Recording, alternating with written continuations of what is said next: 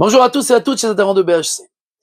La Gemara dans Masechet Horayot, page 13, nous pose une question très intéressante, à première vue très bizarre. La Gemara nous dit que quelqu'un qui mange de quelque chose que un rat ou une souris aurait mangé, alors il perd la mémoire. Et la Gemara pose la question, pourquoi le chien est-il ami de l'homme et il se souvient de son maître, et le chat n'est-il pas comme ça? Question bizarre. Et la Gemara doit répondre encore plus bizarrement que si nous venons d'apprendre que quelqu'un qui mange de quelque chose que une souris a mangé, alors il oublie. Celui qui mange la souris elle-même, bien entendu, a fortiori qu'il va t'oublier. Et il ne peut pas se rappeler de son maître. Qu'est-ce qu'on en a à faire à première vue des chiens, des chats, des souris? Qu'est-ce que ça veut dire tout ça? Mais la Gemara ne vient jamais nous raconter des histoires en l'air, elle vient nous raconter ce qui a trait à nous. Et la Gemara vient nous dire quelque chose de tout simple.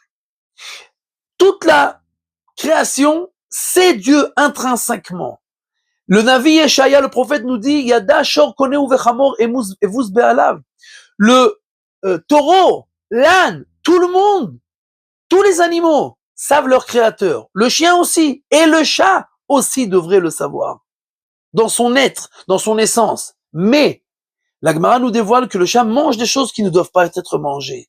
Et là, c'est le secret. La paracha nous enseigne venitmetembam, que quelqu'un qui mange des aliments qui ne sont pas 100% cachers, alors son cœur devient imprégné d'impureté et il ne peut plus capter la sainteté et la spiritualité.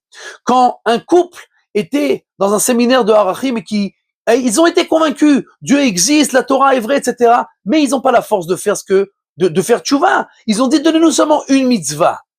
On a posé la question au Rav Shach, quelle mitzvah leur donner? On aurait pu croire qu'il leur ait dit Shabbat, la pureté de la famille, etc. Non, il a dit manger kasher. On a posé la question pourquoi? Il a dit tout simplement, ils viennent de dire eux-mêmes qu'ils ont compris, ils savent dans l'intellect. Alors si tu sais, fais. Non.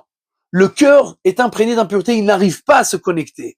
Donc ils doivent d'abord se nettoyer, ils doivent d'abord enlever cette impureté et seulement après ils pourront se connecter à 100% avec la Torah. Et donc, nous devons faire attention à ce que nous mangeons et ce que nous rentrons dans notre bouche si nous voulons que nous et nos enfants, nous ayons la possibilité de nous imprégner de la Torah, de la sainteté et de la spiritualité et de ne pas être embourbés seulement dans la matérialité.